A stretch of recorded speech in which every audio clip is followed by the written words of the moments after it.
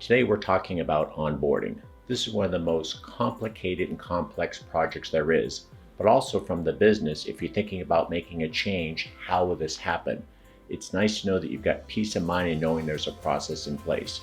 PCG has been doing onboarding for quite some time, and we've evolved this process to make it more seamless to you. First thing we do is we do what we call a technical discovery. So we'll come on site, we'll kind of get the lay of the land, learn some of the assets and equipment you've got in the environment, find out what some of your pain points are, and then we'll work with the client to help them build a roadmap that will help address any risks that we might have found, any maybe aging equipment, servers out of warranty, anything that could be maybe impending disaster if you've got backups that are failing but maybe you don't know about. That happens more often than you might expect. This will all be done with the help of your lead engineer. This person will be your point of contact during your onboarding. They'll help determine the best ways to deploy our tools, document as much as possible, and provide expertise along the way.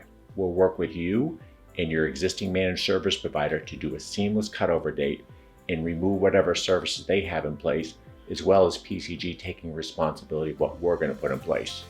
The project management is critical. We're going to be touching base with you each day as this happens. We normally feel it's about 30 to 60 days to get everything done, but it all comes down to documentation. The more we understand about you and understand how you operate your business, what applications you're dealing with, your remote users, your vendors, we need to get everything into place. All your vendor bills, all your applications, anything you use, we need to document. If we do that properly with you, you'll have success. To my mind, and I think to most of us here, documentation is probably the most important piece of the onboarding, because without good documentation, we don't know what's connected to your network, how it's connected. If something goes wrong and you need our help from our service team, who I oversee, the better our documentation is, the faster they're going to find the problem, the better they'll be able to resolve it, and ideally reduce downtime as much as possible. So documentation gets the lion's share of the effort and attention.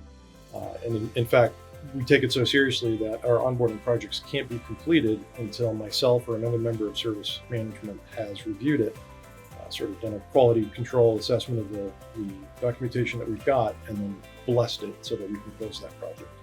Once we know our tools are on all of your systems, our documentation is complete, and we have a better understanding of your environment, we'll have our first IT strategy review.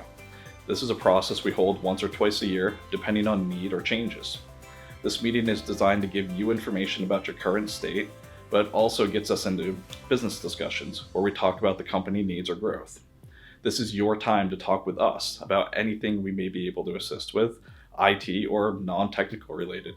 Our goal is to get to the completion of this project, knowing we have everything needed to support you, and to have gained your trust in us as your technology expert.